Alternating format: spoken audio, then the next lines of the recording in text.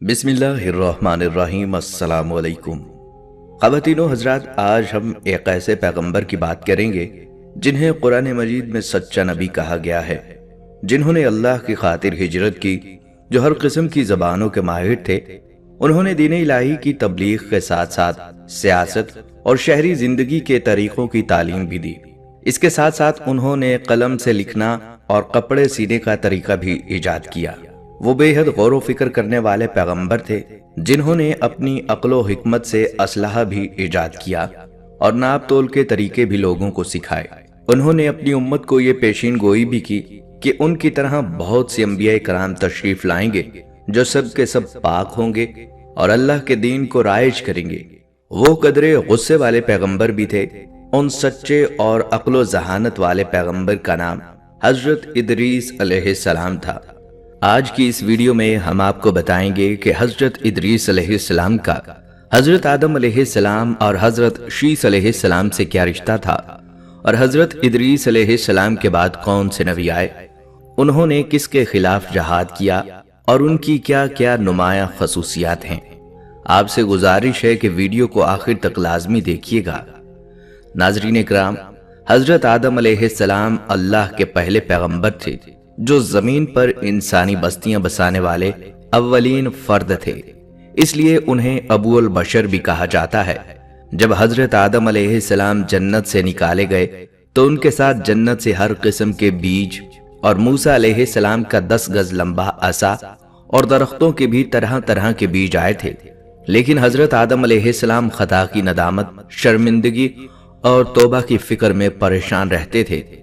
इब्लीस लईन ने इस मौके को गनीमत जानकर अपना हाथ उन बीजों पर फेरा। जिस बीज को शैतान लईन का हाथ लगा वो बेफायदा हो गया और जो उसके हाथ से बच गया वो फायदामंद हो गया।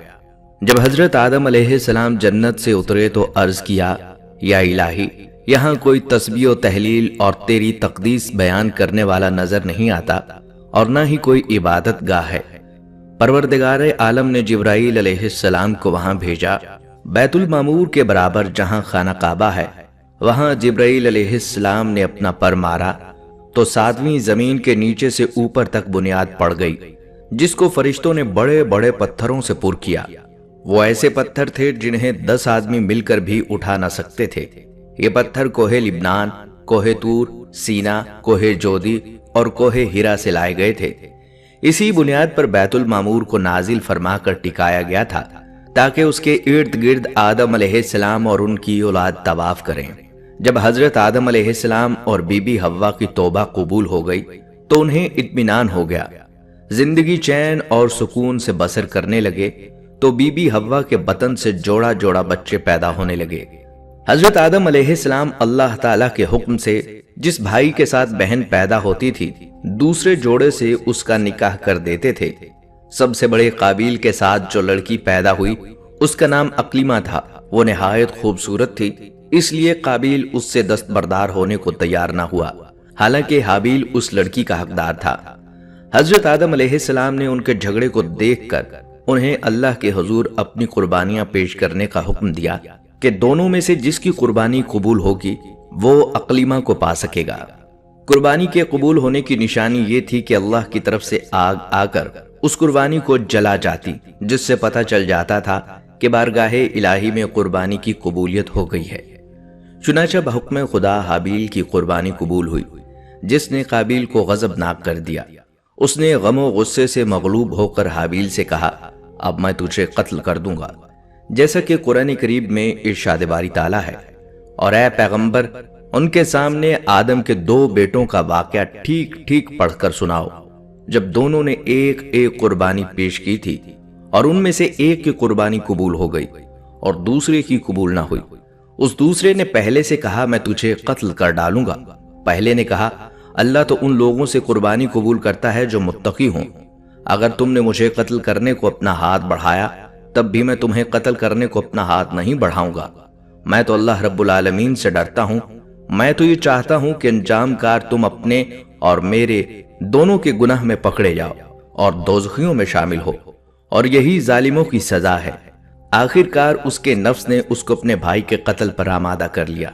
चुनांचे उसने अपने भाई को कत्ल कर डाला اور نامرادوں میں شامل ہو گیا۔ کہتے ہیں کہ جنگل میں حابیل ایک پتھر پر سر رکھ کر سویا ہوا تھا کہ قابیل نے اوپر سے دوسرے پتھر سے مار کر شہید کر دیا، لیکن قتل کرنے کے بعد اس کی لاش کو چھپانے کا طریقہ نہیں جانتا تھا، کیونکہ اس سے پہلے آدم علیہ السلام کی اولاد میں سے کوئی فوت نہیں ہوا تھا۔ اس لیے قابیل حیران اور پریشان تھا کہ اب کیا کرے۔ پھر اللہ تعالیٰ نے مہربانی فرما کر ایک کوے کو بھیجا۔ بعض کہتے ہیں کہ 2 کوے تھے، ایک نے دوسرے کو مارا، پھر زمین کورید کورید کر گڑھا بنایا، پھر اس میں اس مردہ کو رکھا اور اس پر مٹی ڈال دی، جیسا کہ فرمانے باری تعالیٰ ہے۔ پھر اللہ نے ایک کوا بھیجا جو زمین کھودنے لگا تاکہ اسے دکھائے کہ وہ اپنے بھائی کی لاش کیسے چھپائے۔ یہ دیکھ کر وہ بولا، ہائے افسوس، کیا میں اس کوے جیسا بھی نہ ہو سکا کہ اپنے بھائی کی لاش چھپا دیتا۔ اس طرح بعد میں وہ بڑا شرمندہ ہوا۔ حدیث مبارکہ میں آتا ہے کہ رسول اللہ صلی اللہ علیہ وآلہ وسلم نے فرمایا، جب بھی کوئی انسان ظلم سے قتل کیا جائے تو آدم علیہ السلام کے سب سے پہلے بیٹے قابیل کے نامہ اعمال میں بھی اس قتل کا گناہ لکھا جاتا ہے، کیونکہ قتل ناحق کی بنیاد سب سے پہلے اسی نے قائم کی تھی۔ حضرت حابیل کے شہید ہونے کے بعد حضرت آدم علیہ السلام غم زدہ رہتے تھے، کیونکہ یہ ان کی نسل میں پہلا واقعہ تھا، تو اللہ تعالیٰ نے اپنے فضل و کرم سے ان کو حضرت شیس علیہ السلام جیسا بیٹا عطا فرمایا، تاکہ ان کی نسل سے حضرت محمد صلی اللہ علیہ وآلہ وسلم پیدا کیے جائیں۔ حضرت شیس علیہ السلام پر کچھ صحیفے بھی اترے۔ حضرت آدم علیہ السلام نے وصیت فرمائی تھی کہ حضرت نوح علیہ السلام کا زمانہ پاؤ تو میرے جسد کو کشتی نوح میں رکھ دینا، ورنہ اپنی اولاد کو نصیحت کر دینا۔ معراج النبوت میں ہے کہ حضرت شیس علیہ السلام حضرت آدم علیہ السلام کی تمام اولاد سے زیادہ حسین اور خوبصورت تھے، اور تمام ظاہری اور باطنی کمالات سے پر تھے، اور آپ کی پیشانی میں نور محمد صلی اللہ علیہ وآلہ وسلم سورج کی طرح چمکتا تھا۔ ان سے آدم علیہ السلام سے نور محمدی صلی اللہ علیہ وآلہ وسلم کی حفاظت کے بارے میں ایک عہد نامہ تحریر کروایا تھا، تاکہ نور محمدی کو پاک رحموں اور پاک پشتوں میں پہنچایا جائے، اس عہد نامے پر عمل کیا جائے اور اس عہد نامہ کو ایک دوسرے تک پہنچایا جائے۔ چنانچہ اسی طرح کیا گیا۔ حابیل کی شہادت سے 5 سال بعد ہی حضرت شیس علیہ السلام پیدا ہوئے تھے، اور حسن و خوبصورتی حضرت شیس علیہ السلام کی حضرت آدم علیہ السلام کی مشابہ تھی۔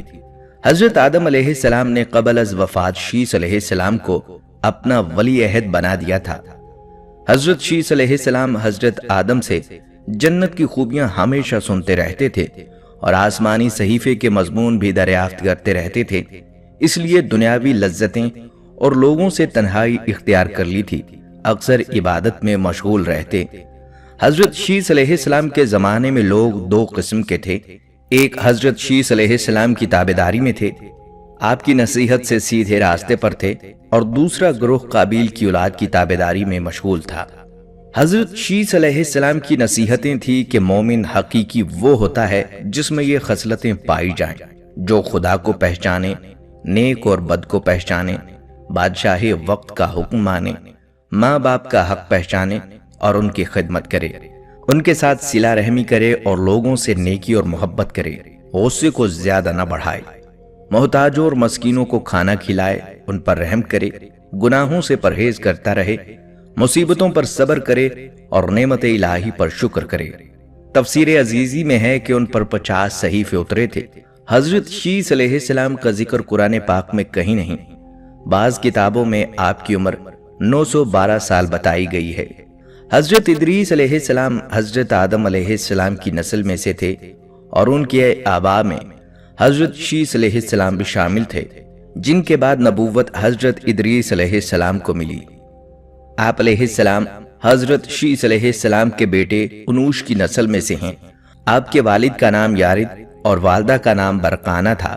آپ کی بیوی کا نام آدنہ تھا۔ آپ کا ایک بیٹا بھی تھا جس کا نام متوشالخ تھا۔ ادریس علیہ السلام حضرت نوح علیہ السلام کے پردادا بھی ہیں۔ آپ علیہ السلام کا اصل نام اخنوک یا ہنوک تھا۔ آپ کا لقب ادریس ہے۔ آپ کو یہ لقب اس لیے ملا کیونکہ دنیا میں آپ علیہ السلام نے سب سے پہلے لوگوں کو لکھنے پڑھنے کا درس دیا۔ اسی بنا پر لوگ آپ علیہ السلام کو ادریس یعنی درس دینے والا کہہ کر پکارنے لگے۔ آپ علیہ السلام کی ولادت عراق کے شہر بابل میں ہوئی۔ قرآن مجید کی 2 سورتوں میں آپ کا ذکر آیا ہے۔ سورہ مریم کی آیت نمبر 55 میں خدا نے آپ کو سچا نبی کہا ہے۔ سورۃ الانبیاء آیت نمبر 85 اور 86 میں حضرت اسماعیل علیہ السلام اور ذوالکفل علیہ السلام کے ساتھ آپ کو بھی صبر والا اور نیک بخت کہا گیا ہے۔ اور کتاب میں ادریس کو یاد کرو، بے شک وہ بہت سچا نبی تھا۔ جب حضرت شیس علیہ السلام کا انتقال ہوا تو کچھ عرصے بعد ان کے پیروکار بہت محدود تعداد میں رہ گئے۔ قابیل کی اولاد نے کفر و شرک، بدکاری اور بے حیائی کا بازار گرم کر رکھا تھا۔ زناکاری اور شراب نوشی عام تھی۔ پاکیزہ رشتوں کی پہچان ناپید ہو چکی تھی۔ بتوں کی پوجا اور آگ کی پرستش ہو رہی تھی۔ گویا دنیا پر شیطان اور اس کے حواریوں کا راج تھا۔ حضرت آدم علیہ السلام اور حضرت شیس علیہ السلام کی قائم کردہ شرعی حدود اور احکامات الہی کو پامال کیا جا رہا تھا، اور یہی وہ وقت تھا کہ جب اللہ تعالیٰ نے اس بگڑی قوم میں ایک نبی مابعوث کرنے کا فیصلہ کیا، اور اس عظیم منصب کے لیے حضرت شیس علیہ السلام کی نسل سے حضرت ادریس علیہ السلام کا انتخاب فرمایا۔ حضرت ادریس علیہ السلام میں وہ تمام خوبیاں بدرجہ اتم موجود تھیں جو اللہ کے نبی میں ہونی چاہیے۔ آپ علیہ السلام حضرت آدم علیہ السلام کے دین کے پیروکار، نہایت عبادت گزار، متقی، پرہیزگار اور انتہائی سچے انسان تھے۔ ناظرین کرام، نبوت کے منصب پر فائز ہوتے ہی آپ علیہ السلام نے اپنی قوم کے بھٹکے ہوئے لوگوں میں وعظ و تبلیغ کا کام شروع کر دیا، جس سے ایک چھوٹی سی جماعت مشرف با اسلام ہو گئی۔ لیکن زیادہ تر لوگ حضرت شیس علیہ السلام اور حضرت آدم علیہ السلام کی تعلیمات کے مخالف ہی رہے۔ راہ ہدایت کا یہ درس اور نیکی کی باتیں ان لوگوں کو بہت ناگوار گزریں، چنانچہ وہ آپ علیہ السلام کے دشمن ہو گئے اور آپ علیہ السلام اور آپ کے پیروکاروں کو طرح طرح کی اذیتیں دینے لگے، یہاں تک کہ آپ علیہ السلام نے ان کی ایذا رسانیوں سے تنگ آ کر بابل سے ہجرت کا ارادہ کر لیا اور اپنے پیروکاروں کو اپنے اس فیصلے سے مطلع فرمایا۔ چونکہ بابل دریائے فرات اور دریائے دجلہ کے کنارے ایک سرسبز شاداب علاقہ تھا، لہٰذا لوگوں کے لیے اس علاقے سے ہجرت کرنا خاصا مشکل فیصلہ تھا، اور انہوں نے اس حوالے سے تحفظات کا اظہار بھی کیا۔ لیکن پھر حضرت ادریس کے سمجھانے پر وہ لوگ آپ علیہ السلام کے ساتھ ہجرت پر تیار ہو گئے۔ حضرت ادریس علیہ السلام اور ان کے پیروکاروں نے بابل سے مصر کا رخ کیا اور دریائے نیل کے کنارے آباد ہو گئے، جو بابل سے بھی زیادہ سرسبز اور شاداب علاقہ تھا۔ حضرت ادریس علیہ السلام نے یہاں کے لوگوں میں درس و تبلیغ کے کام کو جاری رکھا۔ آپ علیہ السلام اس وقت لوگوں میں رائج تمام زبانوں سے واقف تھے اور عوام کو انہی کی زبان میں درس دیتے تھے۔ سورۃ الانبیاء میں اللہ تعالیٰ نے فرمایا، اور اسماعیل علیہ السلام اور ادریس علیہ السلام اور ذوالکفل کا تذکرہ کیجئے، یہ سب احکام الہی پر ثابت قدم رہنے والے لوگوں میں سے تھے۔ تفسیر معروف القرآن کے مطابق حضرت ادریس علیہ السلام حضرت نوح علیہ السلام سے 1000 سال پہلے پیدا ہوئے۔ حضرت ادریس علیہ السلام وہ پہلے انسان ہیں جنہیں علم نجوم اور حساب بطور معجزہ عطا کیے گئے۔ نیز سب سے پہلے انہوں نے ہی قلم سے لکھنا اور کپڑا سینا ایجاد کیا۔ ان سے پہلے لوگ عموماً جانوروں کی کھال لباس کے طور پر استعمال کیا کرتے تھے۔ پھر یہ کہ سب سے پہلے ناپ تول کے طریقے بھی آپ علیہ السلام نے متعارف کروائے، اور اسلحہ بھی آپ علیہ السلام کی ایجاد ہے۔ آپ علیہ السلام نے اسلحہ تیار کر کے بنو قابیل سے جہاد کیا۔ علامہ ابن اسحاق کا کہنا ہے کہ دنیا کا سب سے پہلا شخص جس نے قلم سے لکھا حضرت ادریس علیہ السلام ہیں۔ معاویہ بن حکم رضی اللہ تعالیٰ عنہ سے مروی ہے کہ انہوں نے حضور صلی اللہ علیہ وآلہ وسلم سے رمل کے بارے میں سوال کیا۔ یہ ایک ایسا علم ہے جس میں ریت پر مخصوص لکیریں کھینچ کر کچھ معلوم کیا جاتا ہے۔ تو رسول اللہ صلی اللہ علیہ وآلہ وسلم نے فرمایا، ایک پیغمبر تھے جنہوں نے یہ لکھا، لہٰذا جس شخص کا خط ان کے موافق ہو جائے تو اچھا ہے۔ علماء تفسیر فرماتے ہیں کہ پہلا شخص جس نے تبلیغ دین کے لیے وعظ و خطاب کا سلسلہ شروع کیا وہ حضرت ادریس علیہ السلام تھے۔ چند بزرگان دین نے آپ کا حلیہ بیان کیا ہے، جس کے مطابق آپ علیہ السلام کے عمدہ اوصاف، پورا قد و قامت، خوبصورت خوبرو گھنی داڑھی، चौड़े कंधे, मजबूत हड्डियां, दुबले पतले, संजीदा, जिनकी सुरमगी चमकदार आंखें और गुफ्तगू बावकार थी। उनकी तबीयत खामोशी पसंद, जबकि वो रास्ता चलते हुए नजर नीचे रखते थे। गुस्से में गजबनाक होकर बात करते हुए शहादत की उंगली से इशारा करने के आदी थे।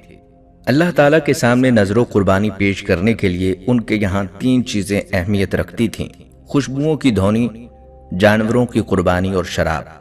और उनके अलावा मेवों, फलों और फूलों वगैरह में मौसम की पहली चीज की नजर जरूरी थी, और मेवों में सेब को, अनाज में गहियों को और फूलों में से गुलाब को तरजीह हासिल थी। सैरे रोज़तुल असग़िया के मुसन्निफ तहरीर करते हैं कि हजरत इदरीस अलैहिस्सलाम कसरत से अल्लाह ताला की हम्दो सना और इबादत में मसरूफ रहते थे, और फरिश्तों में निहायत मोहब्बत और अकीदत व एहतराम की नज़र से देखे जाते थे। फरिश्ते उनके पास आते और उनकी सोहबत में बैठा करते थे। चुनाचा एक मर्तबा हजरत इजराइल अलैहिस्सलाम भी अल्लाह ताला से इजाजत लेकर आए और इंसानी शक्ल में बहुत देर तक उनकी सोहबत में हाजिर रहे। हजरत इदरीस अलैहिस्सलाम को जब मालूम हुआ कि ये कोई इंसान नहीं बल्कि हजरत इजराइल अलैहिस्सलाम हैं और रूह कब्ज़ करने की खिदमत पर मामूर हैं, तो आप अलैहिस्सलाम ने उनसे फरमाया कि मेरा दिल चाहता है कि तुम मुझे मौत का जायका चखाओ। इस पर हजरत इजराइल अलैहिस्सलाम ने अल्लाह की इजाजत से उनकी रूह निकाली और फिर वापिस कर दी। उसके बाद हजरत इदरीस अलैहिस्सलाम ने उनसे फरमाया, मेरा दिल चाहता है कि मैं जन्नत और दोज़ख देखूं। चुनाचा जब हजरत इजराइल अलैहिस्सलाम ने अल्लाह से इजाजत लेकर उन्हें दोज़ख दिखाई तो दोज़ख देखकर जन्नत में आए और बहुत देर तक वहां के मनाजर देखते रहे। आखिर हजरत इजराइल अलैहिस्सलाम ने अर्ज किया, अब वापिस तशरीफ ले चलिए। मगर हजरत इदरीस अलैहिस्सलाम ने जवाब में कहा, जब तक जन्नत दोज़ख को पैदा करने वाला मुझे यहाँ से जाने का हुक्म नहीं देगा, उस वक्त तक यहाँ से नहीं जाऊंगा। चुनाचा अल्लाह ताला ने एक फरिश्ते को मुकर्रर फरमाया कि वो उनके दरमियान फैसला कर दे। हजरत इजराइल अलैहिस्सलाम ने उस फरिश्ते को पूरी सूरत हाल बताई।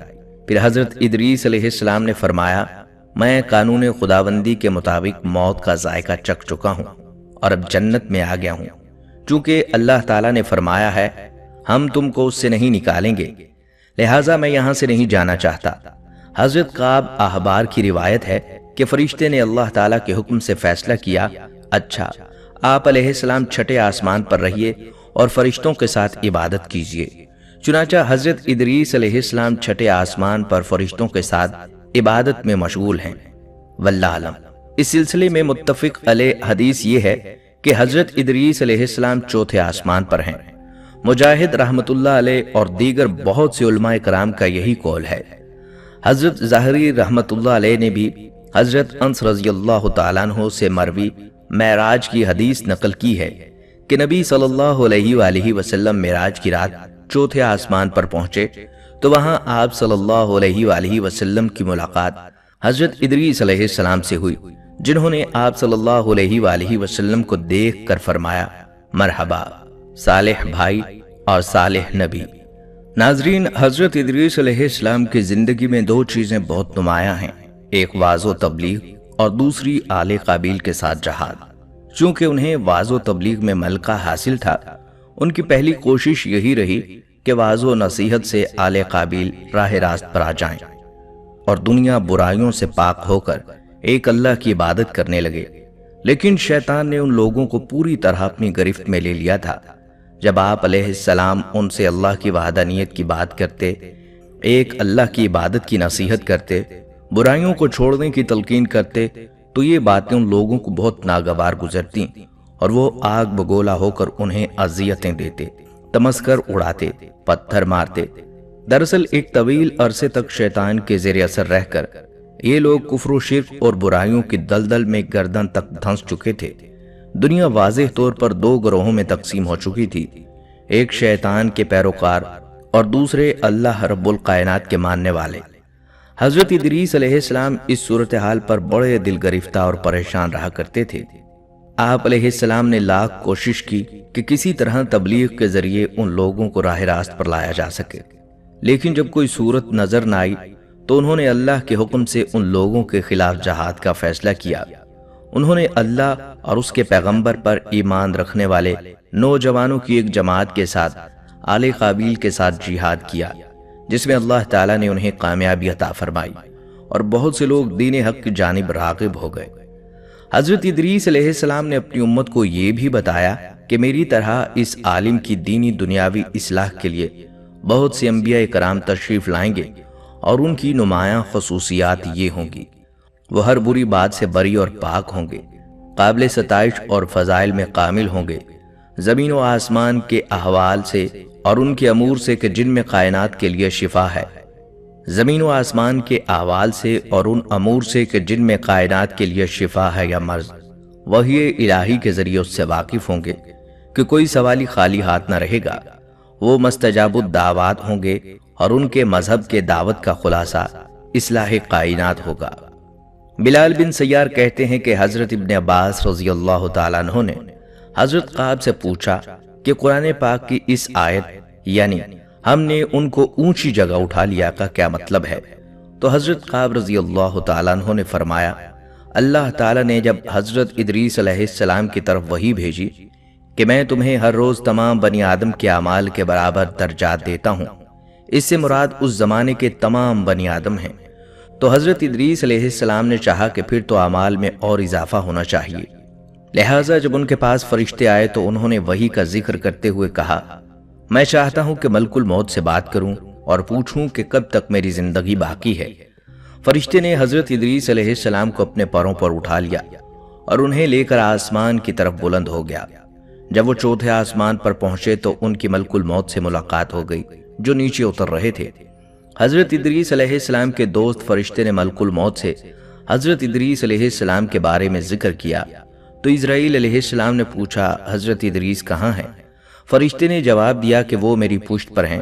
اس پر ملک الموت نے حیرت کا اظہار کرتے ہوئے کہا، واہ، تعجب ہے، مجھے پروردگار کی طرف سے کہہ کر بھیجا گیا ہے کہ حضرت ادریس کی روح چوتھے آسمان پر قبض کر لوں، تو میں نے سوچا کہ وہ تو زمین پر ہیں، ان کی روح چوتھے آسمان پر کیسے قبض کروں؟ ابھی اسی سوچ و بچار میں تھا اور زمین پر اتر رہا تھا کہ تم انہیں لے کر چوتھے آسمان پر آ گئے، پھر ملک الموت نے ان کی روح قبض کر لی۔ ابن ابی حاتم نے اس آیت کی تفسیر میں اس حدیث کو ذکر کرتے ہوئے یہ اضافہ کیا کہ حضرت ادریس علیہ السلام نے فرشتوں سے کہا، ملک الموت سے میرے بارے میں سوال کرو کہ میری عمر کتنی باقی رہ گئی ہے، جبکہ حضرت ادریس علیہ السلام فرشتے کے ساتھ ہی تھے۔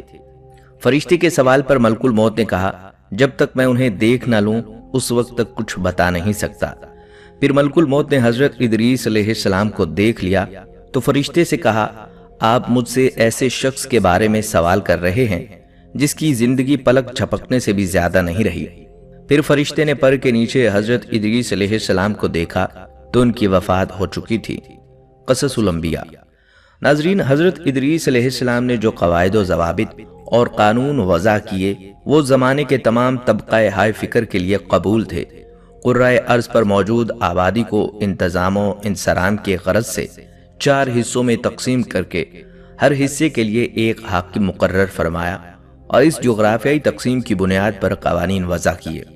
حضرت ادریس علیہ السلام نے جو شریعت پیش کی اس کا خلاصہ یہ ہے، پرستش کے لائق ہستی وہی ہے جس نے آسمانوں اور زمین کو پیدا کیا۔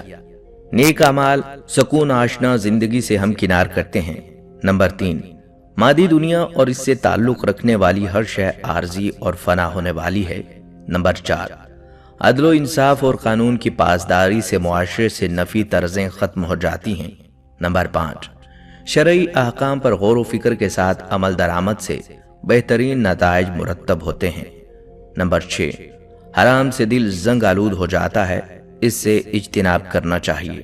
نمبر 7، طہارت و پاکیزگی کا اہتمام ایمان کا حصہ ہے۔ نمبر 8، ایام بیض یعنی ہر قمری ماہ کی 13، 14 اور 15 تاریخ کے روزے رکھنا اور زکوٰۃ دینا باطنی پاکیزی اور مال و دولت کی محبت سے نجات کے لیے بہترین عمل ہے۔ نمبر 9، حضرت ادریس علیہ السلام نے اپنی امت کے لیے سال میں چند دن عید کے لیے مقرر فرمائے اور مخصوص اوقات میں نذر اور قربانی دینا فرض قرار دیا۔ شہروں میں سڑکوں کا جال بچھایا، کاروبار کے لیے مارکیٹیں بنوائی، کھیل کود کے لیے میدان بنوائے، مکانات اور دوسری عمارتوں کو نقشے کے مطابق بنانے کی پلاننگ کی۔ حضرت ادریس علیہ السلام نے علم و عمل کے اعتبار سے نوع انسانی کو 3 طبقات میں تقسیم کیا: علماء، بادشاہ، رعیت۔ حسب ترتیب ان کے مراتب مقرر فرمائے۔ علماء کو پہلا اور بلند درجہ دیا گیا، اس لیے کہ وہ اللہ تعالیٰ کے سامنے اپنے نفس کے علاوہ بادشاہ اور رعایا کے معاملات میں جواب دہ ہیں۔ بادشاہ کو دوسرے درجے پر رکھا گیا کہ وہ اپنے نفس اور امور مملکت کے جواب دہ ہیں۔ رعایا چونکہ صرف اپنے نفس کے لیے جواب دہ ہے، اس لیے وہ تیسرے طبقے میں شامل کی گئی، لیکن یہ طبقات نسل و خاندانی امتیازات کے لحاظ سے نہیں تھے۔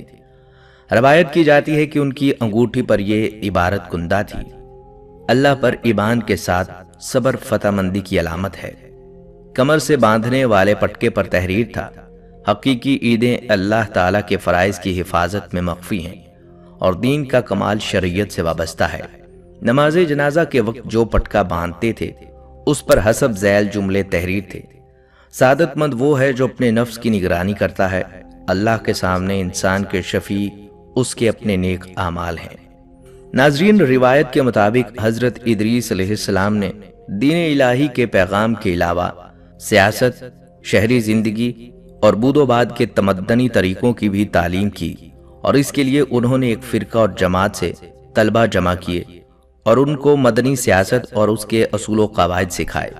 جب یہ طلبہ کامل اور ماہر بن کر اپنے قبائل کی طرف لوٹے تو انہوں نے شہر اور بستیاں آباد کی جن کو مدنی اصولوں پر بسایا۔